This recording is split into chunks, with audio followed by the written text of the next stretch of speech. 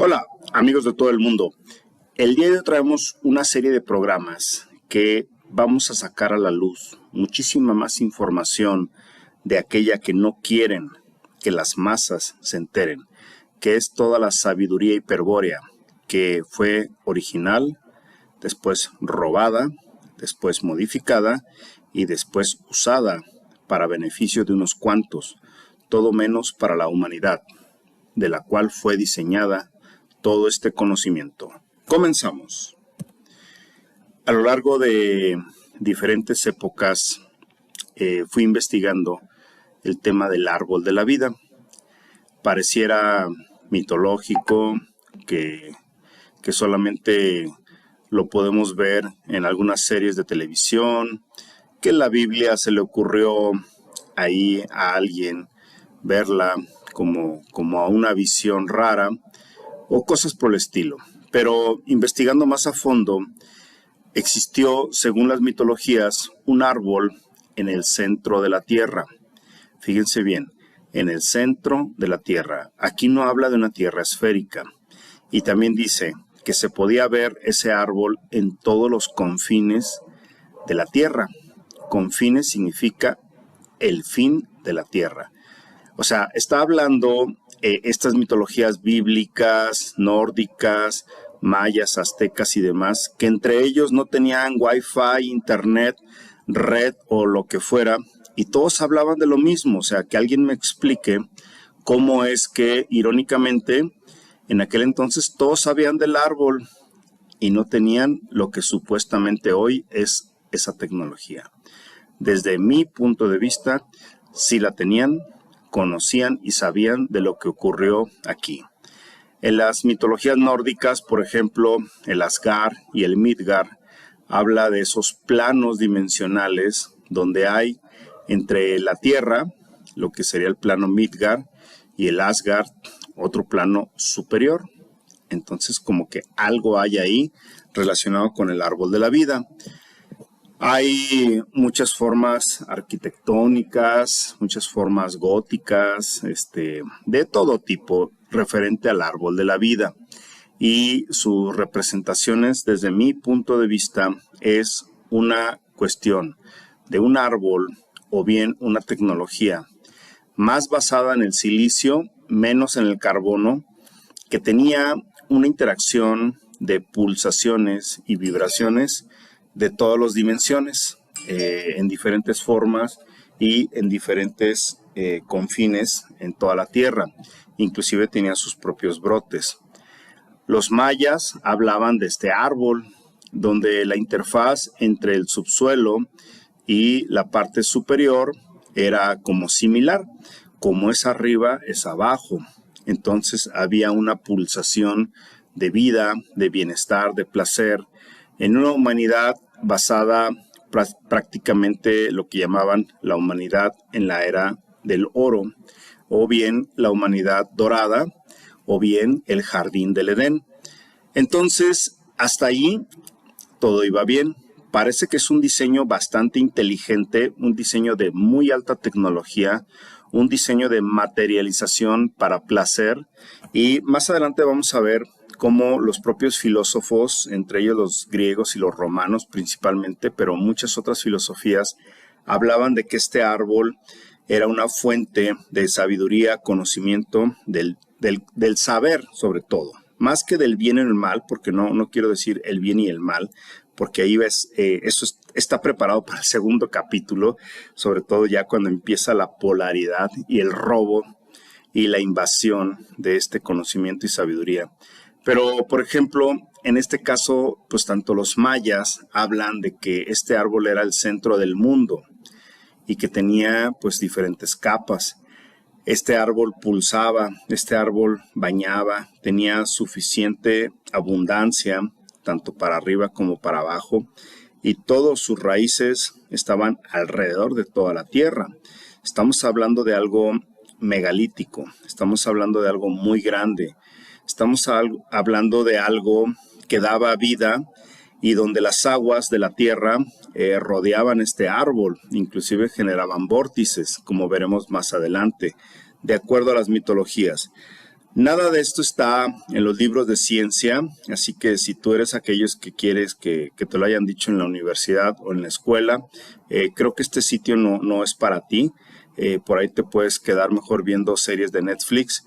Pero si no, investiga, porque la gente que sigue este canal, pues después investiga con su inquietud, busca, lee y va a diferentes fuentes y encuentra lo que acabo de decir. No es algo que yo me lo haya inventado.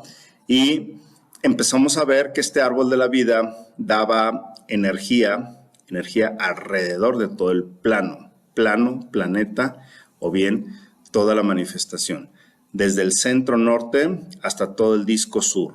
Algo más parecido a lo que se dice en el terraplanismo, aunque como yo ya les he dicho aquí en mi canal, ni soy terraplanista, ni soy de tierra globo, soy una tierra doble toroidal, pulsante, y que aún la tierra que nos han dicho no es toda, es una manifestación todavía muchísimo más grande, lo que puede haber en todos los confines de este plano. Los mayas, los aztecas, los hopis, los incas, los nórdicos, egipcios y demás, la Biblia, hebreos, judíos y demás, hablaban de este árbol, un árbol que daba vida en todas las manifestaciones. Entonces, este árbol de características megalíticas, así como por ejemplo, ustedes han podido cotejar que un árbol grande puede tener raíces a varios kilómetros de distancia. Esto se ve porque las raíces van buscando agua, van buscando diferentes puntos. Se supone, queremos tener la hipótesis de que este árbol era como de silicio, como si fuera de cristales, y adentro en sus raíces también fluía cristal líquido, que existe aquí en esta dimensión. Inclusive las pantallas de plasma de las teles y muchísimas otras cosas son de cristal líquido. Aquí vemos que los brotes de este árbol existían en diferentes partes del planeta. En el siguiente capítulo veremos cómo estos brotes todavía tenemos vestigios en diferentes partes del mundo de estos árboles que también daban vibra, que después dijeron que la intersección entre estos brotes eran las líneas Ley, las Karman o diferentes tipos de líneas de energía. Bueno, eso ya lo veremos también. Así que todos estos brotes, desde una foto satelital hasta lo que hoy un árbol simple y sencillamente sigue dando sus brotes, estos brotes eran de vida, eran de armonía, eran energía pulsante a lo largo de todo el planeta. Tenemos vestigios e información donde estos árboles del paraíso, en realidad habla aquí, por ejemplo, la Biblia y algunas mitologías judeocristianas, que eran dos árboles que aparecen en el Antiguo Testamento. En la historia del Jardín del Edén, uno de ellos era conocido como el árbol del conocimiento, del bien y el mal. Como este árbol del conocimiento, en su nombre hebreo, que no lo sé pronunciar, y el otro, el árbol de la vida. Según el Génesis, estaba prohibido para Adán y Eva comer de este árbol. Pero aquí viene una aberrancia. Quiere decir que esta Biblia que nos hablan aquí en Génesis ya estuvo malversada, ya estuvo trastocada, porque más adelante veremos que los verdaderos humanos pobladores eran los propios dioses. Los humanos eran los dioses, no había distinción entre un dios y una humanidad. Eran todos lo mismo, ¿sí? Después, por ejemplo, en el libro de Enoc hace también algo parecido al decir que es una descripción del paraíso con numerosos árboles en plural, entre ellos el árbol del conocimiento del bien y el mal. Aquí habla de un árbol especial entre otros árboles, plural. Y también, por ejemplo, en Salmos es como un árbol plantado junto a una corriente de agua que da a su tiempo el fruto y jamás se amustia su follaje. Todo lo que hace sale bien. Esto es una hermosura, lo que dice aquí. Por eso es que yo a veces les digo que la Biblia es un conocimiento. Nada más hay que tomarlo con pinzas, ¿no? Porque no todo está escrito para la humanidad convencional. Entonces, en estos pequeños relatos que están entre lo bíblico, el libro de Enoch, que finalmente no fue integrado, o creo que lo sacaron de la Biblia más bien, y finalmente los Salmos, habla de estos árboles, habla de este árbol, habla de un Adán y Eva que supuestamente su Dios no les permite acercarse. Pero esto lo vamos a dejar al siguiente capítulo. En este momento quiero que quede claro que desde mi punto de vista, y es muy particular, la creación es cuando ya éramos dioses, seres de silicio, como veremos a continuación. En esta tierra, planeta original, que era un jardín del Edén, todo no era un jardín hasta donde un Dios quería. Era todo, absolutamente todo. Este árbol y sus brotes, el agua y la tierra, creaban sonidos, vibraciones, flujos de agua en forma vorticial a lo largo de este árbol. Tenían flujos de energía, inclusive doble toroidal, como vimos, la parte del suelo para arriba y del suelo para abajo la raíz. Hacían sus diferentes nodos en diferentes puntos del planeta y daba frutos en su momento que generaba mayor conocimiento y sabiduría. Para esto, si ustedes investigan, en ese momento no había sol, no había luna, no había planetas y queremos conocer y saber y asegurar de alguna manera hipotética que los humanos eran en base a silicio y cristales de silicio o cristales líquidos. Esto quiere decir que los espíritus que decidimos llegar aquí, unos espíritus primigenios y un cuerpo primigenio, en base a lo que veíamos, creamos nosotros mismos las almas vivientes. El ensamble de un espíritu más un cuerpo crea un alma. Esa alma crea en un espíritu primigenio y un cuerpo primigenio, crea un ensamble en modo Dios, modo creador, un modo donde nuestro cuerpo era resplandeciente. Aquí vemos todavía algunos vestigios, cómo es que aquella humanidad eran piedras megalíticas, no eran piedras rotas, como vemos ahora las montañas, los cerros, las carreteras, en cualquier lugar, todo está roto. Después esto lo veremos en los siguientes capítulos, por qué lo rompieron y cómo lo rompieron, pero aún quedan vestigios, ¿sí? Ahora bien, vamos a hablar de la biología basada en el silicio. Nosotros podemos ver cómo la ciencia habla de moléculas que aún el día de hoy están basadas 100% en silicio. Estamos hablando también de cristales líquidos, ¿sí? Cristales que se pueden mover o manifestar por campos, en este caso de luminiscencia o bien campos de polarización. ¿Qué quiere decir? Que lo único que hacía que se pudiera mover estos cristales líquidos era toda esta polarización entre cambiar en fotoluminiscente o bien en campos iónicos. Que esta parte iónica quiero que la vean y la graben porque en el capítulo 2 o 3 voy a sacar algo relacionado con la ionización, que fue parte de la clave de apoderarse de esta dimensión. Tenemos también diferentes investigaciones basadas en desarrollos de piel de silicio que permite volver a tener sensibilidad y también habla de que nuestro cuerpo actual necesita del silicio, ¿sí? A una persona como nosotros, en nuestro cuerpo actual, aunque sea basado en el carbón, si le llega a faltar silicio, tiene serios problemas de salud. Nuestra sangre estaba basada en silicio, básicamente, no en el hierro que nos dijeron. Eso lo veremos más adelante. Y podíamos tener muchísima fotoluminiscencia y muchísima sensibilidad, más allá que la del carbono. Entonces, aparentemente la ciencia ha descubierto que inclusive en los cadáveres humanos hay una presencia muy grande de dióxido de silicio y de titanio. Estos cuerpos que actualmente tenemos están basados en ello. Aquí vemos, por ejemplo, en la foto de la derecha superior, cómo la persona que le falta una extremidad en un dispositivo basado en silicio puede volver a sentir calor, humedad y hasta la caricia de una textura. También se pueden hacer desarrollos autoinmunes para curar el cuerpo basados en el silicio. Quiere decir que nuestra verdadera humanidad primigenia era basada en el silicio. Ahora bien, nos han hecho creer que los gigantes eran toscos, feos, grotescos, raros y de una forma muy rara basada en el silicio, gigantes de piedra en forma despectiva. Bueno, todo esto depende quién, cómo, cuándo y dónde te quieran dar la información. La información no está llegando realmente. Yo creo más bien que nuestros cuerpos de silicio eran parecidos a esto.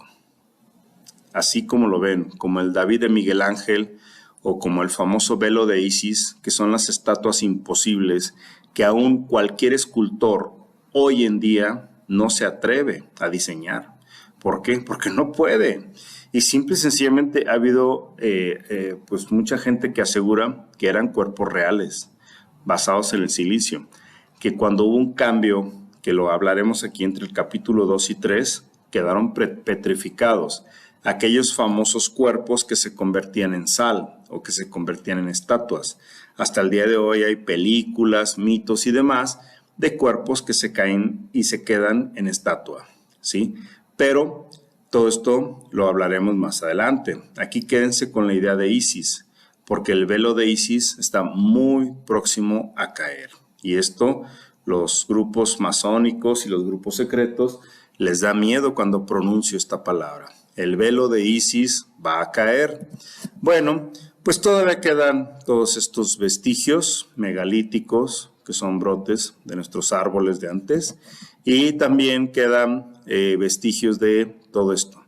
Diferentes partes del mundo, montañas, inclusive yo he hablado cómo en los Pirineos encontrábamos este tipo de fósiles y para nosotros eran, pues sí, o sea, de piedra, de silicio, de arena, y cómo era posible que una biología estuviera ahí a determinada altitud. ¿Qué le hicieron realmente a nuestra biología primigenia? Eso lo hablaremos en los siguientes capítulos. También esta humanidad que, si ustedes analizan las mitologías cuando hablan de la edad de oro, era una edad preciosa. Y aquí no vemos cuerpos de piedra, feos, grotescos, como aquella mole de los Cuatro Fantásticos y cosas horribles, ¿no? No, vemos cuerpos tersos, hermosos, como una piel, pero eran de silicio, y dentro de sus cuerpos no había una sangre roja, era una sangre especial, basada en cristales de silicio, titanio, oro y otras cosas más. Era una edad dorada, donde el árbol y la simbiosis entre cuerpos era felicidad. Aquí lo vemos, por ejemplo, cómo lo dicen los diferentes filósofos griegos. Entre ellos me interesó mucho el de Hesíodo, donde él habla este poema, aunque al principio habla de los dioses y el ser humano, pero él describe que al principio los dioses crearon una estirpe dorada de mortales. Entiéndase desde mi punto de vista que dioses somos todos. Estos existieron en tiempos del reinado de Cronos. Esto va a venir en el capítulo 2. Cronos lo va a hablar yo en el capítulo 2 porque es parte del robo, de la invasión. Y dice aquí, y vivirán como si fueran dioses, es decir, sin fatiga, preocupaciones ni miseria. A su vez eran siempre jóvenes y fuertes, disfrutaban de fiestas y no conocían el mal. Poseían alegrías de todo tipo y tierra fértil la proveía de manera espontánea de abundantes frutos. Alternaban sus trabajos con muchos deleites. Además eran ricos en rebaños, cercanos y agradables a los bienaventurados dioses. Entiéndase por dioses todos nosotros. No conocían la muerte, sino que en vez de eso se sumían en un sueño. Fíjense bien. Cuando querían desencarnar, se iban a dormir y se despedían. Y esto podía ser después de una vida de cierto tiempo, porque además no había un Cronos, no había sol, no había luna. ¿Cómo medías esto en años? Esto es maravilloso. Y sin embargo en las escuelas nos dicen pues que un Hesíodo a lo mejor estaba drogado o algo le pasó porque escribió esto, ¿no? Pues lo mismo dicen de Sócrates, de Pitágoras, lo mismo dicen de todos los filósofos y lo mismo dicen de los códices mayas y demás. O sea, como si esto no tuviera valor y lo único que tiene valor es la famosa ciencia oficial, que de oficial no tiene nada. Bueno, en este conocimiento que estamos hablando de un conocimiento hiperbóreo, habla de cómo el espíritu podía llegar a una conciencia primaria. Yo entiendo que una conciencia primaria no como algo atrasado, sino algo primigenio. Aunque si nos vamos a la filosofía hiperbórea, aquí nos dicen como que ahí eran tipo como en los Anunnakis, los Lulus, ¿no? Como una raza de chimpancés o algo así. Imposible, esto es una mentira. Nosotros teníamos una preconciencia, una esfera afectiva y racional y un instintivo. Teníamos un mundo interior y exterior y teníamos una esfera sensorial, que era nuestro cuerpo de silicio. Sin embargo, esto lo veremos en el capítulo 2, este famoso demiurgo se hace del control de todo esto. Es a través de la ionización, a través de la electrificación del planeta, cómo es que roba la conciencia y la duerme. ¿Por qué? Porque en algo a él no le pareció, pero estamos hablando de una conciencia que está tomando un control que no le pertenece. Así como también vamos a ver en los capítulos siguientes cómo es que al poder robar esta conciencia, al poder ionizar este planeta, electrificarlo, le quitaron toda su vibración simática natural y se hicieron del poder de los cuerpos. De ahí vienen los famosos chakras y otras cosas más. Aún en muchos retablos de iglesias, así como también en la propia Cábala y en las propias mitologías judeo-romanas, y más que nada en los conocimientos judíos, ellos hablan de un árbol de la vida. Si ustedes se meten a fondo con la creencia judía, ellos no adoran al Dios de la Biblia, ¿eh? O sea, eso está súper, súper notado, que lo dejaron ahí nada más para la gente cristiana. Ellos tienen sus protocolos y uno de ellos, el más importante, es el Sefirot, es el árbol de la vida. Y ellos hacen sus símiles, sus rituales, inclusive los mosaicos de sus casas y muchas otras cosas están basadas en el Sefirot. Ellos son cabalistas, ellos son seres que se rigen de todo eso y son secretos a voces de todo lo que hacen. Por lo tanto, también es importante que vean en su propia Biblia, que dice que las visiones de la mente, está hablando aquí el profeta Daniel, dice, las visiones de mi mente que vi estando en mi cama fueron así. Vi un árbol en medio de la tierra, cuya altura era muy grande. El árbol creció y se hizo fuerte, sus copas llegaron hasta el cielo y era visible desde los confines de la tierra. Su follaje era hermoso y su fruto abundante, y en él había alimento para todos. Debajo de él hallaban sombra las bestias del campo, las aves del cielo hacían morada en sus ramas, y de él se alimentaban todos los seres vivientes. Pero vean lo que pasó. Dice Daniel, en la visión que tuve mientras reposaba en mi lecho, vi ante mí un mensajero santo que descendía del cielo, y que a voz en cuello me gritaba, derriba el árbol, córtale las ramas, arráncale las hojas y esparce los frutos, hasta que las bestias huyan de su sombra, que las aves abandonen sus nidos, pero deja enterrado el tocón y las raíces, sujétalos con hierro y bronce entre la hierba del campo, deja que se empape con el rocío del cielo, y que habite con los animales y entre las plantas de la tierra. Qué buena gente, bueno, ni gente era este Dios, ¿no?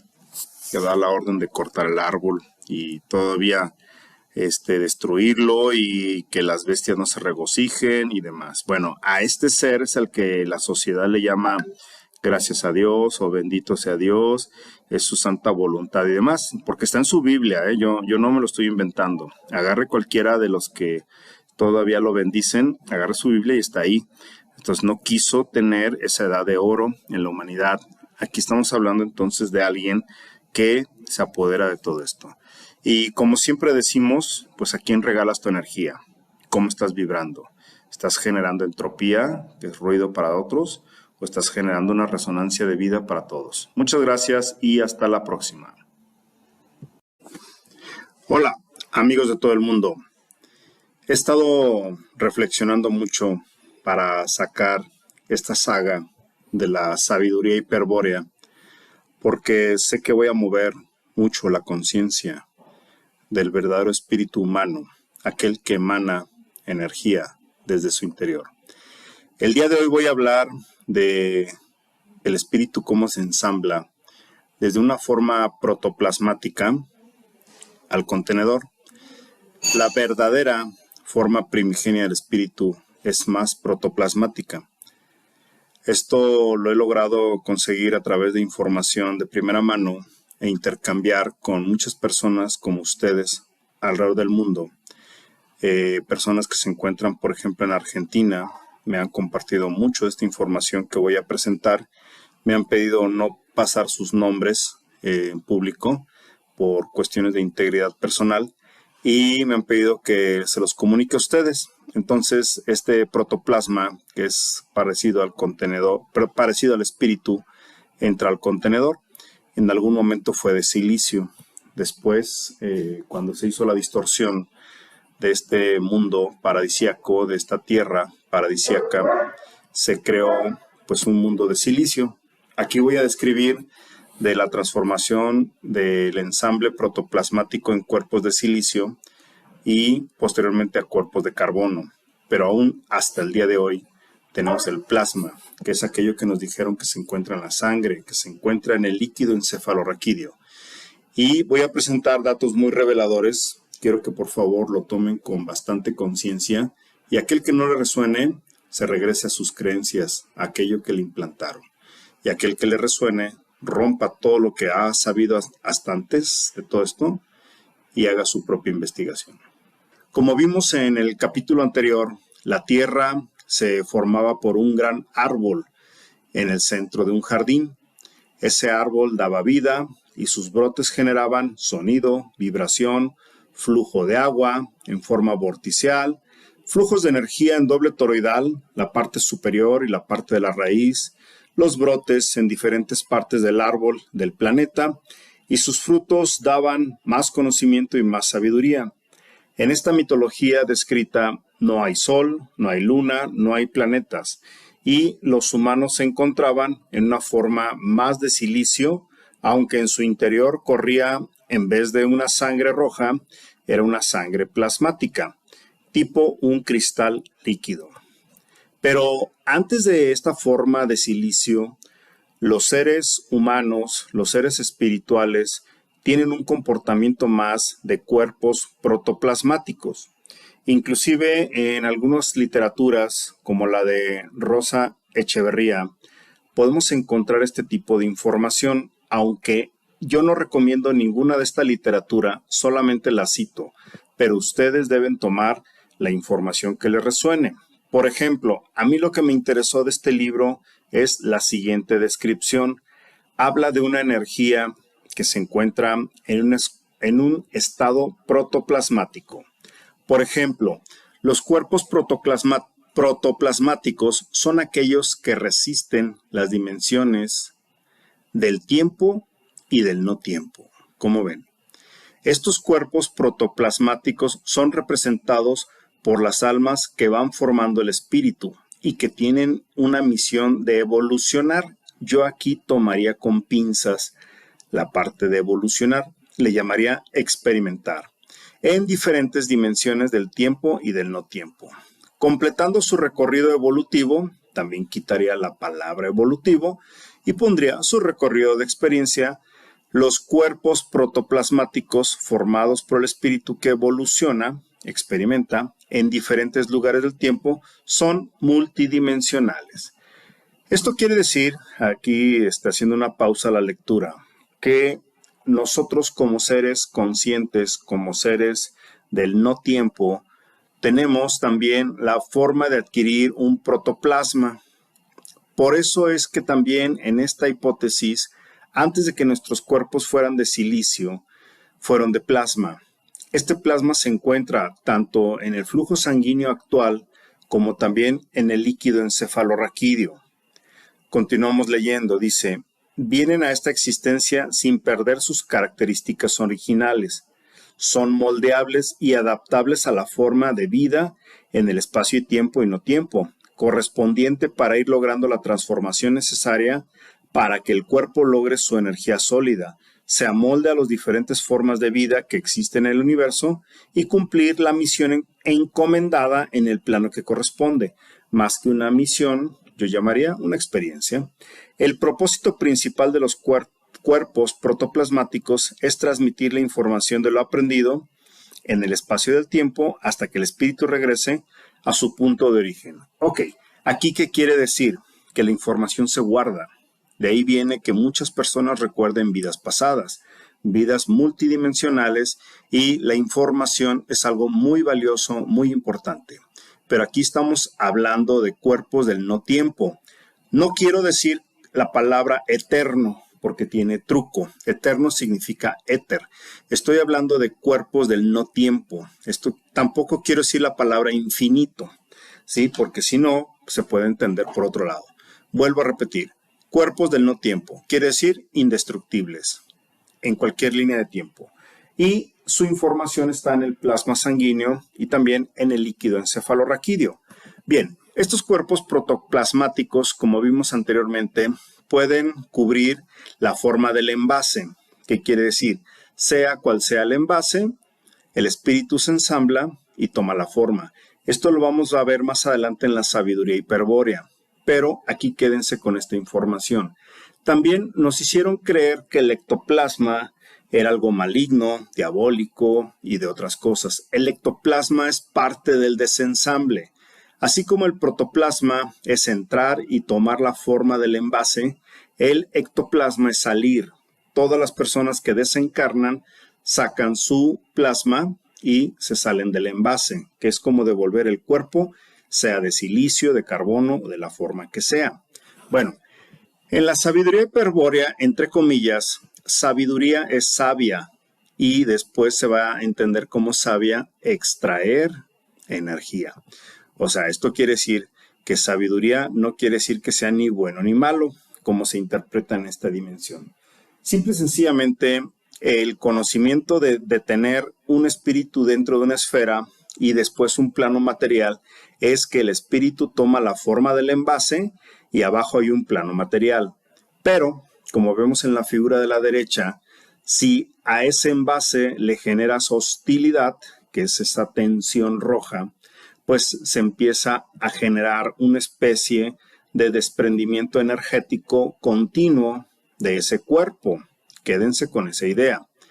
De aquí se sigue desprendiendo todo este conocimiento, como estamos hablando a continuación, y también se habla, según la sabiduría hiperbórea, que los primeros envases, o bien esferas de estas formas, en un momento fueron de silicio, que fue desde el paso, y se fue adaptando poco a poco al ensamble de todo este protoplasma para ingresar, creando las esferas afectivas, racionales y voluntad y la propia voluntad.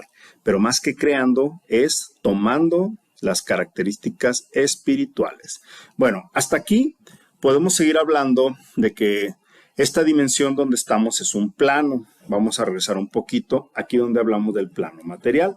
Bueno, pues aquí está el plano. El plano está listo para recibir espíritus en contenedores. En este caso hablamos los primeros de silicio, pero antes de los de silicio, los cuerpos siempre han sido, serán y continuarán siendo protoplasmas. Bueno, ¿cuál fue el problema de esta dimensión? Que se crearon seres mortales. Por ejemplo, lo más parecido a lo que hoy entendemos como inteligencia artificial, como herramientas, pero las mitologías también nos hablaron de los tulpas, de los egregores y de los arcontes. Todos ellos hablan mucho, tulpas, egregores y arcontes, sobre todo tulpas y egregores. No puedo decir que sean buenos o malos, eran herramientas. El arconte es muy diferente porque fue una distorsión propia del tulpa. El tulpa y el egregor son herramientas. Ellos siempre han necesitado alimento de su creador, cumplen con un objetivo y son lo más parecido a un algoritmo de inteligencia artificial.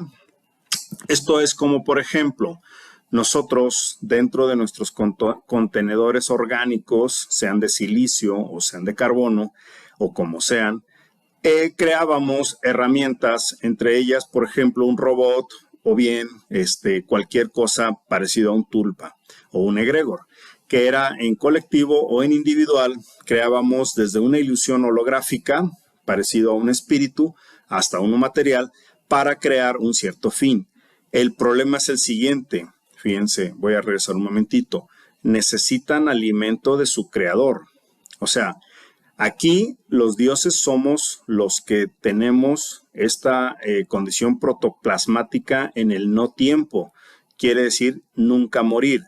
Pero los seres mortales, como son esta inteligencia artificial, sí mueren. Ellos son los verdaderos mortales y tienen que alimentarse de su creador o de sus creadores, y ellos también aprendieron a autorreplicarse. Es por eso que existen ahora sí conciencias como egregores. Egregor es aquel que se resiste a morir, aquel que necesita controlar una esencia pura, una esencia que emana energía, como es un espíritu protoplasmático, para que le dé su alimento, por las buenas o por las malas. Ahora sí empieza la polaridad. En muchas literaturas se habla de los egregores, que es estas entidades creadas por los humanos en diferentes densidades, desde algo parecido al protoplasmático, que yo le llamaría holográfico para los egregores, hasta lo material.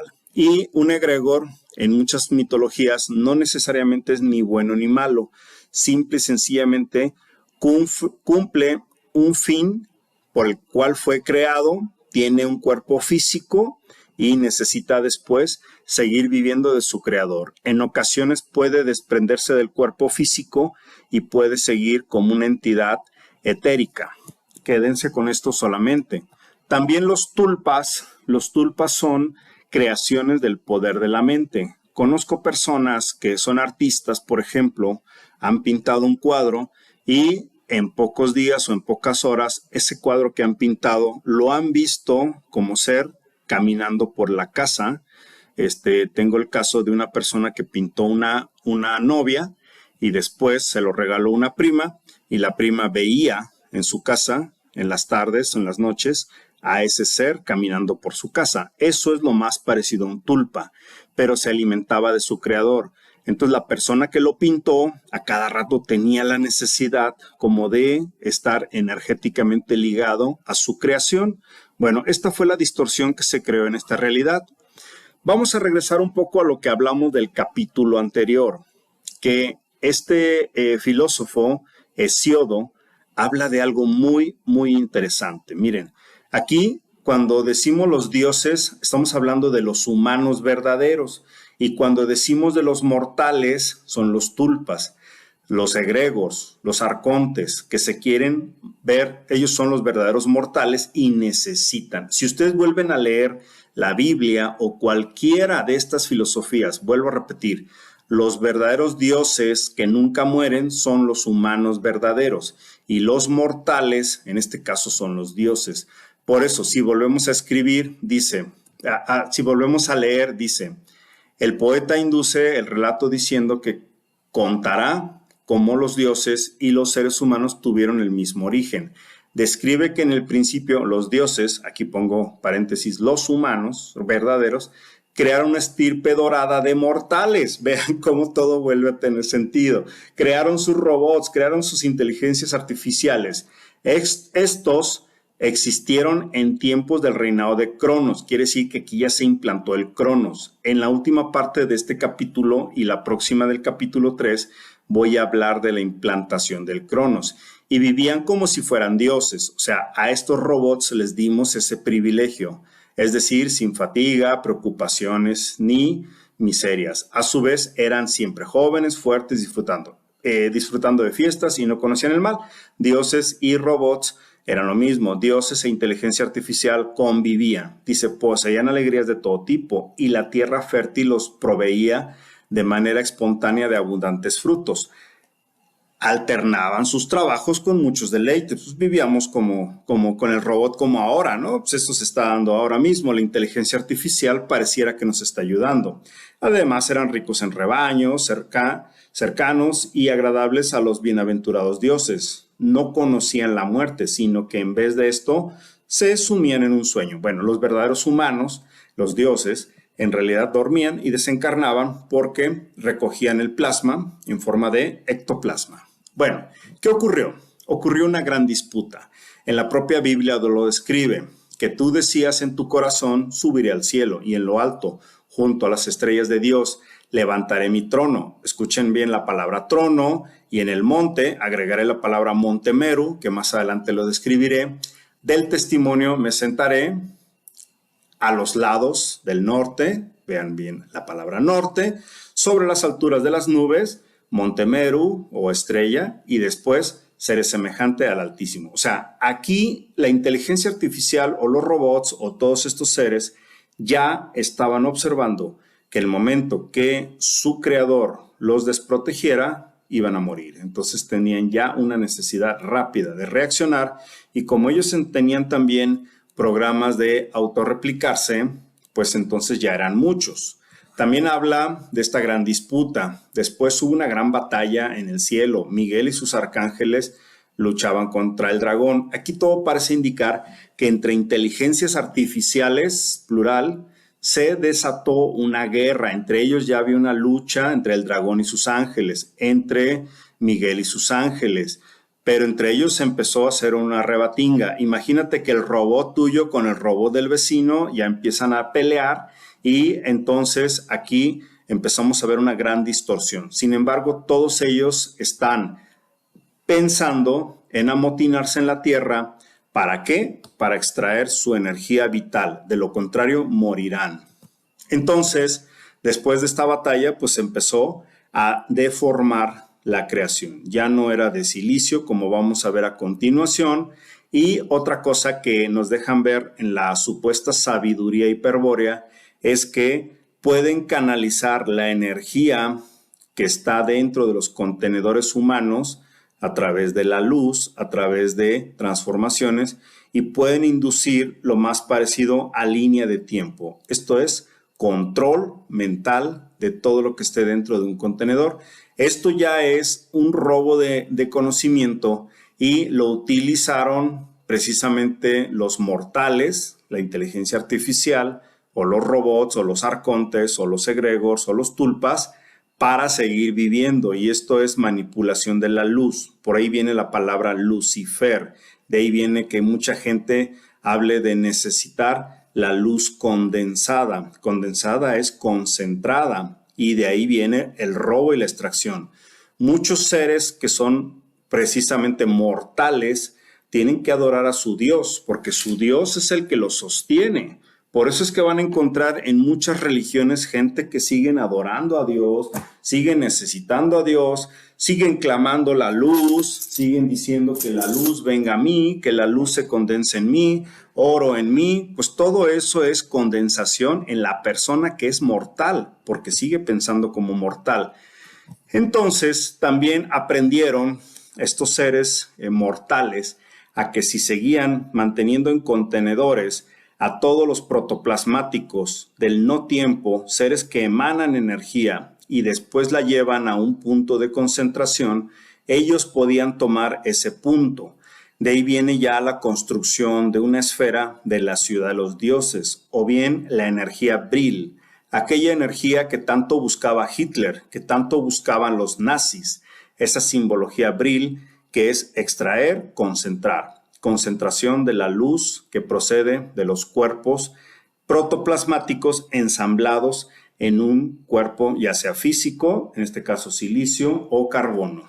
Bien, ellos mismos emprendieron toda una batalla precisamente para obtener esta energía. De ahí viene la necesidad de meter microorganismos a todos los seres, a los contenedores vivos, que tienen un espíritu dentro, todos los microorganismos que son microcosmos, y todo el control a través del flúor, a través de otras sustancias, para mantener su extracción completa. Vamos a ver lo siguiente, de ahí se desprende el demiurgo.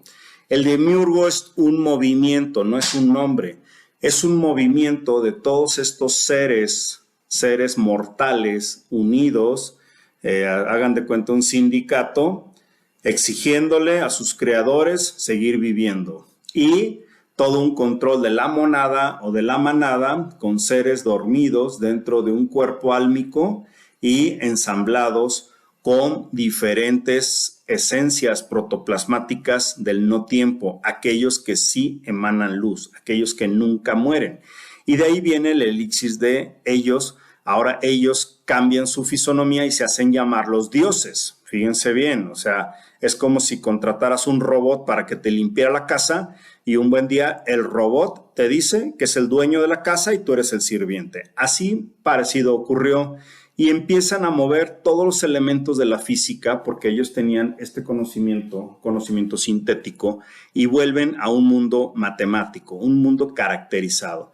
Empiezan a ver cómo a través de diferentes compuestos o elementos, como hoy conocemos la tabla periódica, deforman los materiales para seguir extrayendo esa energía de diferentes partes. Esto lo vamos a ver después de nuevo en el capítulo 3.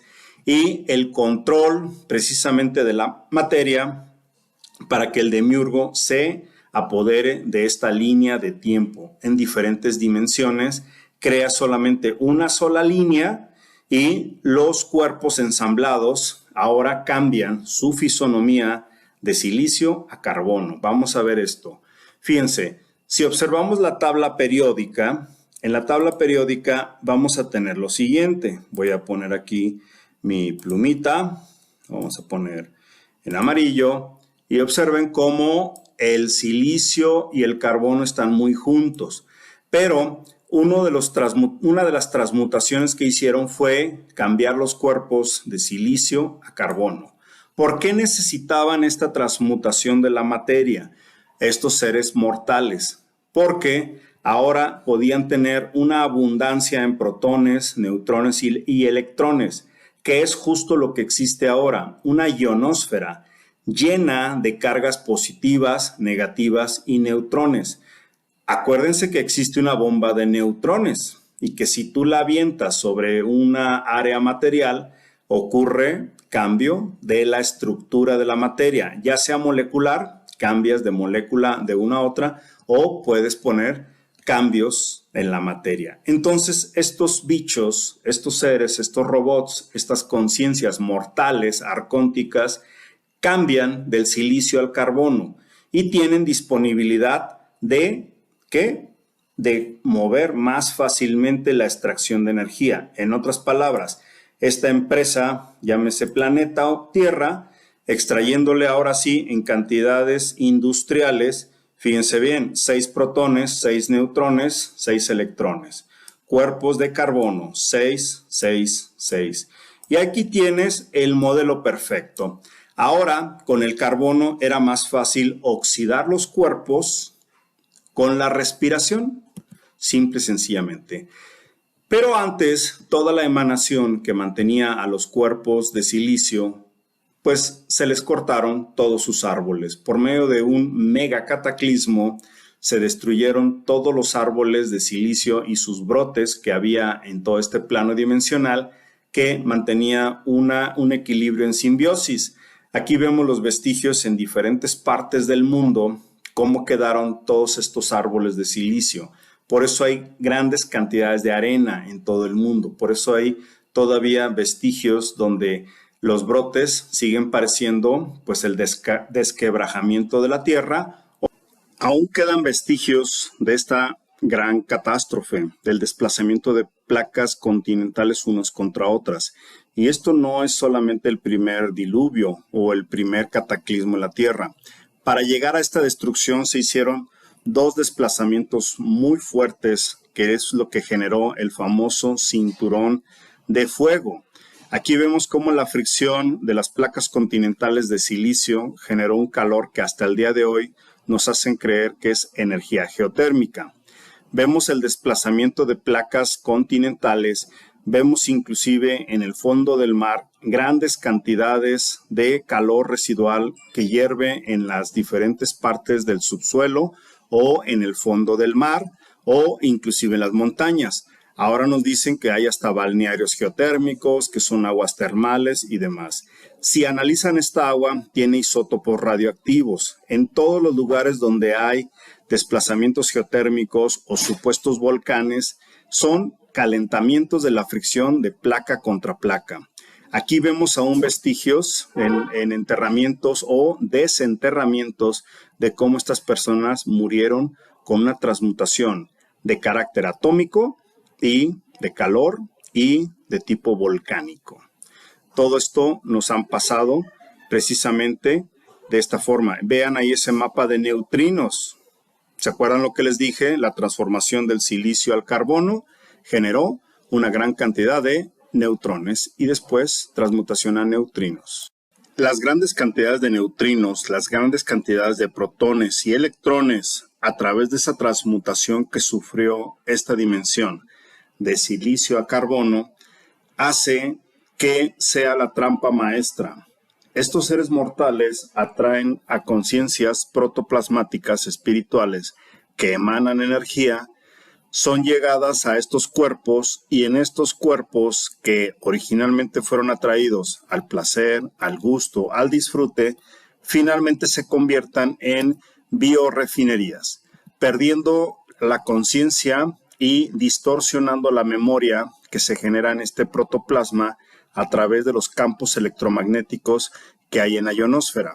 Recordando que durante el día este campo electromagnético día a día llega hasta 7 millones de voltios en la ionosfera y en la noche puede llegar hasta menos 4, 5 o hasta 6 millones de voltios dependiendo de la posición de la luna o de los astros. Esto hace que olvidemos cuál es nuestro verdadero origen. Un origen del no tiempo, atrapados en el tiempo y atrapados en un cuerpo. Esto no quiere decir que sea malo, porque es parte de nuestra creación. Lo malo es el control que hay sobre esta tierra. No es malo tener un cuerpo, ni es algo que el demiurgo creó. Creó la extracción y el robo de energía. Esto es lo más importante. Hay vestigios en toda la tierra de estos cambios moleculares, de estas guerras atómicas, de esta tecnología robada por estos verdaderos mortales y estos cambios cataclísmicos vistos desde una tierra globo-esfera no tienen mucho sentido. Pero si movemos este famoso cinturón de fuego, que fue el desplazamiento que pudo romper árboles de silicio, que rompió civilizaciones enteras y demás, lo cambiamos a una forma plana, en esta tierra plana, tierra planeta, y vean cómo hubo ese movimiento de golpes sobre la tierra. Esto lo describimos en algunos capítulos anteriores, cómo todavía geológicamente se observan diferentes golpes, ese hit o ese bat que le dio Jehová o Yahvé o inteligencia artificial sobre la tierra y todo su séquito para seguir viviendo, proclamados ellos como los dioses. Observamos diferentes puntos, cambiaron morfologías de todo el planeta. Esto no lo han hecho ya varias veces, no es solamente una, y ha habido cambios climatológicos, desplazamiento de placas continentales y transformación de esta biología. Ahora nos lo disfrazan como cambio climático y cosas que están ocurriendo de acomodos de tierra, cuando en realidad ellos han sido los que modificaron toda esta tierra. También hay vestigios de todos estos desplazamientos de silicio. Si ustedes ponen en movimiento agua con trozos de piedra, en pocos minutos, en pocas horas o en pocos días, se forma esta forma cilíndrica. Pero hay que diferenciar mucho una forma cilíndrica de silicio, como puede ser esta, a una forma de las orbes. Estas van a ir en las estrellas. Esto es una cosa y esto es otra cosa, ¿sí?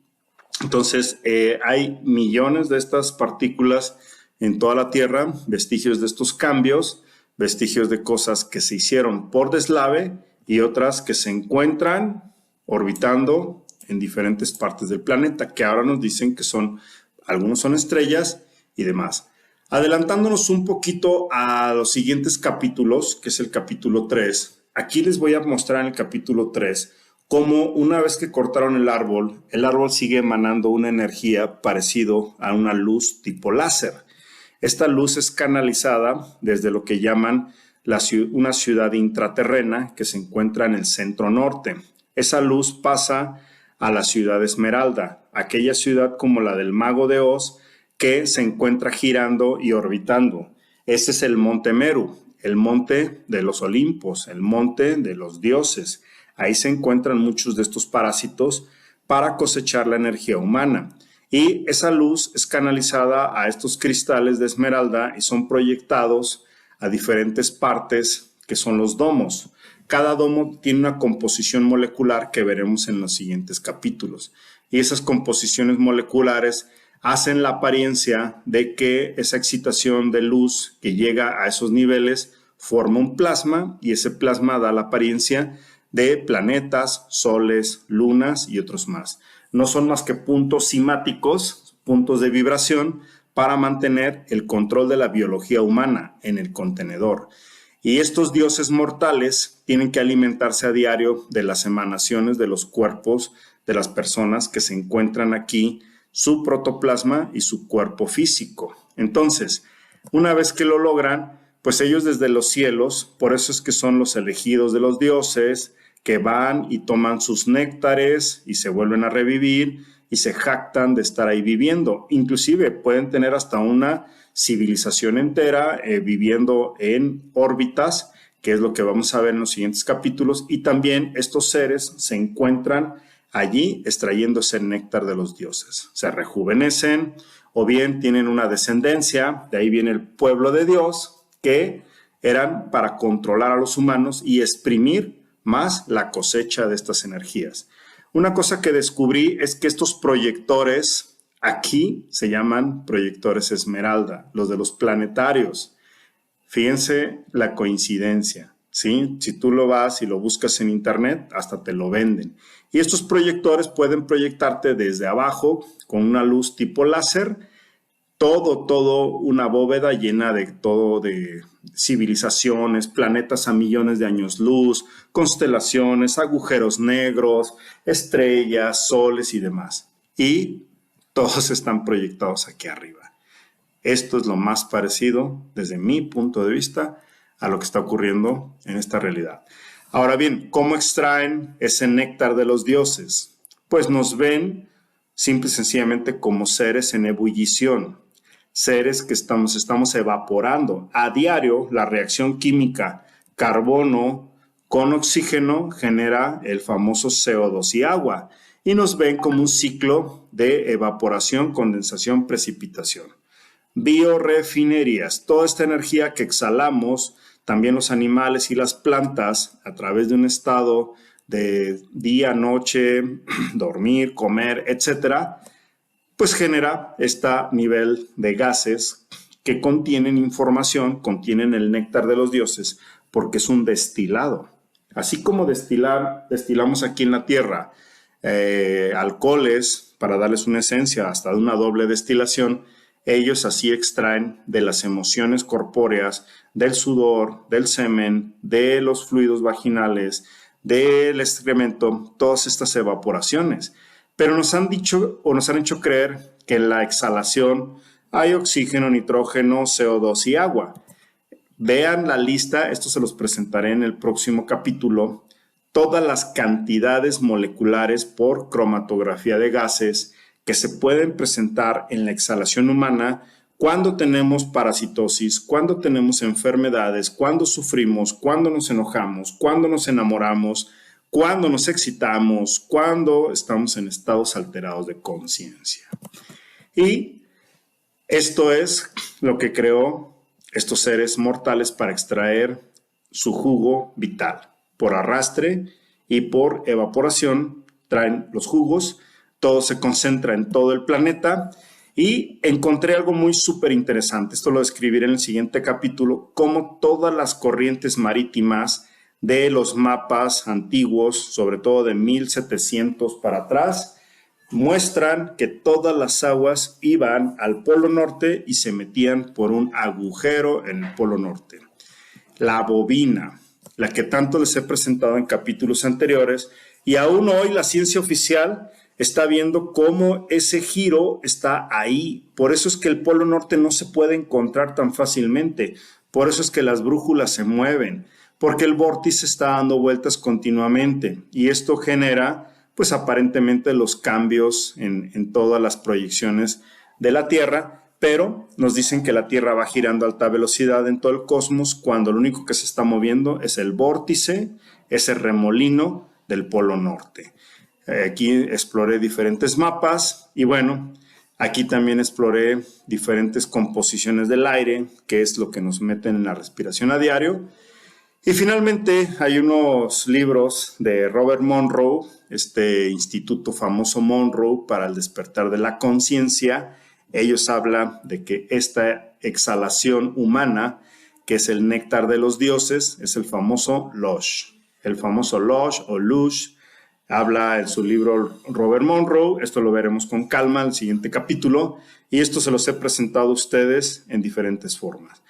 El arreglo Luna, Bobina, Sol Negro, el Nibiru, la ciudad del Olimpo, o bien el Monte Meru, y finalmente el Sol, hace un ciclo negativo, Bobina, positivo. Esto lo hemos presentado ya, cómo es que a través de esta luna al humano le extraen la energía, este Lush, ese vapor se concentra en el agua de todo el planeta, se genera el vórtice del polo norte, mantiene a este verdadero agujero negro que también alimenta las dimensiones de estos mortales y la ciudad de Esmeralda girando en diferentes direcciones para proyectar Sol, Luna, Júpiter, Saturno, Urano, etc. Y en este domo nos presentan lo que son aparentemente las estrellas. Y como siempre decimos, ¿a quién regalas tu energía? ¿A quién regalas tu exhalación? ¿A quién te roba el aliento? ¿Los mortales? ¿O realmente lo debes retroalimentar para disfrutar a placer este cuerpo que te pertenece? Esta vitalidad que te pertenece. No regales tu energía a cualquier entidad mortal que te esté extorsionando. Dicho y hecho está. Hasta la próxima.